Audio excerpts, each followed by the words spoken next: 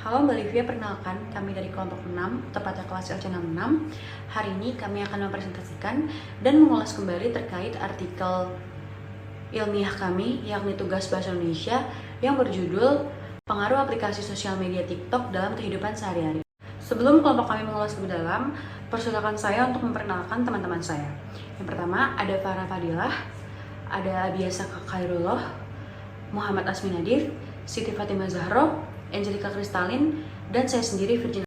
Topik pembahasan yang akan kami bahas lebih dalam yakni sosial media, apa itu aplikasi TikTok, dampak negatif dan dampak positif aplikasi TikTok, persepsi mahasiswa terhadap aplikasi TikTok, peran orang tua dalam mendidik dan mengawasi anak yang bermain TikTok, dan yang terakhir adalah kesimpulan. Saya Farah Fadila dengan nomor NIM 290-204-391. Di sini saya akan menjelaskan pada slide kelima dan juga slide keenam.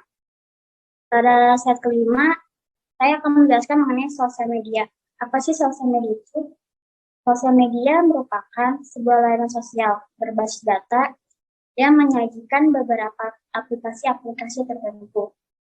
Sehingga aplikasi dari sosial media ini sangat membantu dan memudahkan masyarakat dalam kehidupan sehari-hari, seperti mencari informasi dan juga berinteraksi.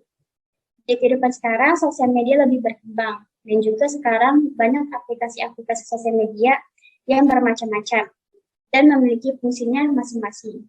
Seperti salah satu contoh sosial media adalah adanya aplikasi TikTok. Next. Apa itu aplikasi TikTok? TikTok adalah sebuah aplikasi sosial media yang menyajikan ratusan, bahkan ribuan video, yang dimana video tersebut bisa ditonton oleh semua orang dari seluruh negara dan dari segala umur, baik itu anak kecil, anak muda, maupun orang dewasa. Hingga di aplikasi TikTok ini, orang bebas untuk mengunggah video tentang apapun. Dan juga konten TikTok beragam. Ada konten tentang edukasi, konten tentang berita, konten tentang politik, konten tentang tutorial, konten tentang keseharian, konten tentang kesehatan, dan masih banyak lagi. Next. Halo semua, nama saya Muhammad Asmi Nadif Sisnanda dengan NIM 250-202-8481. Di sini saya akan menjelaskan tentang slide dampak negatif dari TikTok itu sendiri dan dampak positifnya. Yang pertama ada dampak negatifnya. Dampak negatif dari TikTok itu sendiri cukup banyak karena kita semua tahu bahwa TikTok adalah menjadi aplikasi ketiga dengan pengunduh terbanyak di dunia. Dan untuk kategori umurnya pun dari umur 16 sampai 29 tahun.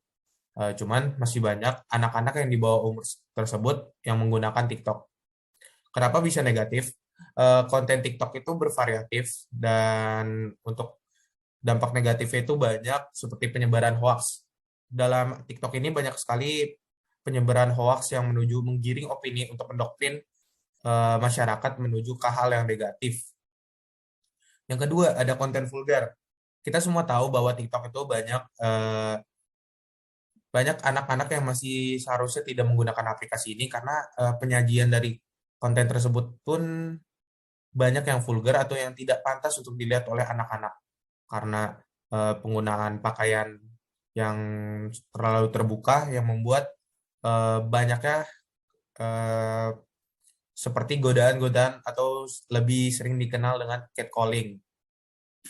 Yang ketiga, ada hate speech. Ujaran kebencian itu banyak sekali di aplikasi TikTok ini, seakan-akan ujaran kebencian itu pun sudah menjadi tren dalam aplikasi ini. Yang keempat, ada konten LGBT. Kita semua tahu konten LGBT itu sangat ditolak ya di negara kita, yaitu negara Indonesia.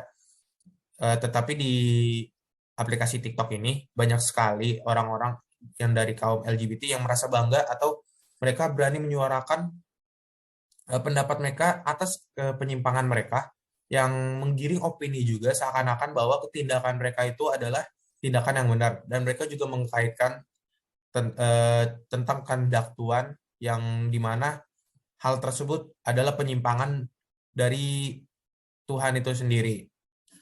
Yang terakhir ada penghinaan atau menghina. Tidak jauh berbeda dengan hate speech. Dengan menghina seseorang atau menggiring opini menjadi ke arah yang lebih buruk, itu adalah menjadi hal yang mudah sekali untuk menjadi viral dalam TikTok. Itu seakan-akan sudah lumrah di dalam aplikasi ini. Dengan lain juga, penghinaan ini pun juga berbagai macam. Ada yang bentuk penghinaan fisik, material, dan lain-lain juga dalam TikTok ini.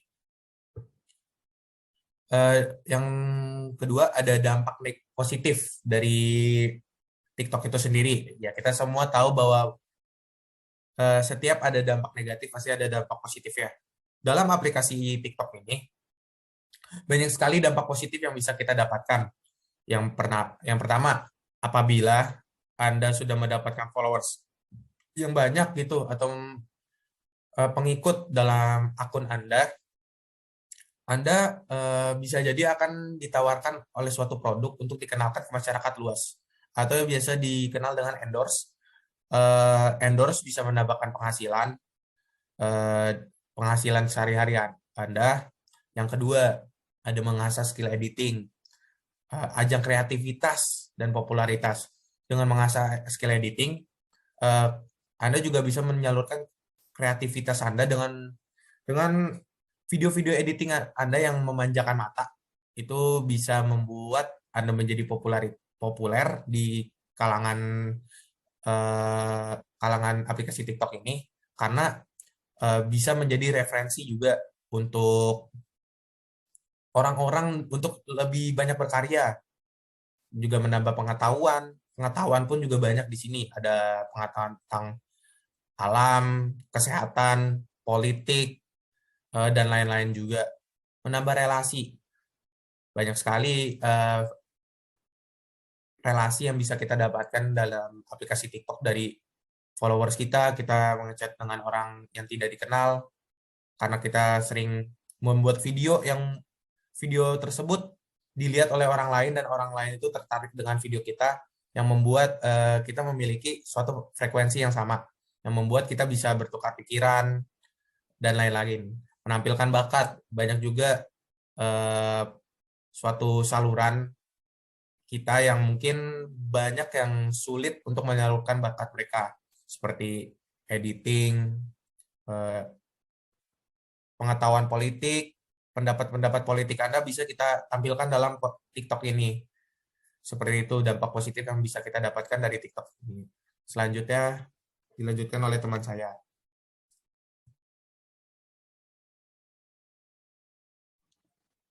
Perkenalkan, nama saya Abiasa Kairlo Barson dengan NIM 2502043356. Di sini saya akan menjelaskan persepsi mahasiswa terhadap aplikasi TikTok. Menurut persepsi kami, TikTok tidak hanya untuk aplikasi hiburan saja, tetapi TikTok juga bisa menjadi aplikasi untuk memperluas dan memperbanyak wawasan kita. Seperti misalnya konten edukasi. Kita yang kuliah di jurusan hubungan internasional ini, di TikTok banyak sekali konten-konten yang membahas tentang jurusan hubungan internasional. Seperti apa saja yang akan dipelajari di jurusan ini, prospek kerja saat sudah lulus nanti, dan juga materi-materi yang akan dipelajari di jurusan hubungan internasional. Sehingga menurut kami, walaupun TikTok memiliki dampak negatif yang banyak, tetapi TikTok juga cukup memiliki dampak positif yang baik bagi kita dan sangat membantu kita dalam memperbanyak wawasan.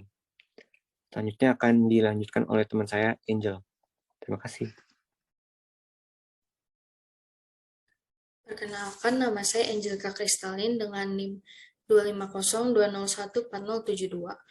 Di sini saya akan menjelaskan tentang peranan orang tua dalam mendidik dan mengawasi anak yang bermain TikTok.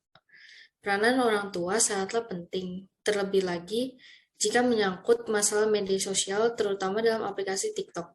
Seperti yang kita ketahui, bahwa di dalam TikTok, kita masih belum bisa mengatur konten apa saja yang akan muncul di layar handphone kita pada saat membuka aplikasi tersebut. Sedangkan konten-konten di TikTok terbilang tidak layak untuk ditonton oleh anak di bawah umur.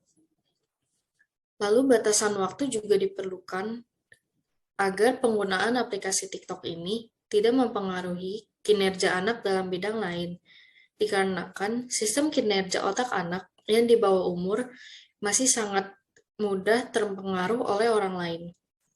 Maka peranan orang tua sangat penting agar anak-anak mereka menggunakan media sosial di dalam bentuk yang positif. Perkenalkan, nama saya Siti Fatimah Azhara dari NIM 25020285506. Kesimpulan dari presentasi kelompok kami, dengan adanya aplikasi TikTok ini menimbulkan dua dampak, seperti dampak positif dan dampak negatif. Dari sisi positif, orang bisa mendapatkan pengetahuan, penghasilan, dan orang juga bisa menampilkan bakat mereka. Tetapi dampak negatif juga banyak seperti menyebarkan berita hoaks, mengujarkan kebencian, dan konten-konten yang tidak berbobot. Di TikTok ini banyak orang yang mudah bisa terkenal dan langsung diundang ke acara-acara televisi. Tetapi konten yang mereka unggah ini kebanyakan tidak ada manfaatnya atau tidak berbobot. Sementara masih banyak konten-konten lain yang lebih banyak memberikan manfaat dan hal-hal positif yang lebih pantas untuk ditonton banyak orang. Tetapi hal tersebut masih kalah dengan konten-konten yang tidak berbobot, sehingga dapat disimpulkan bahwa masyarakat Indonesia masih memiliki kualitas SDM yang rendah. Terima kasih, sekian presentasi dari kelompok kami. Sekian presentasi dari kami kelompok 6 terkait pengaruh aplikasi sosial media TikTok dalam kehidupan sehari-hari. Semoga dapat bermanfaat. Terima kasih.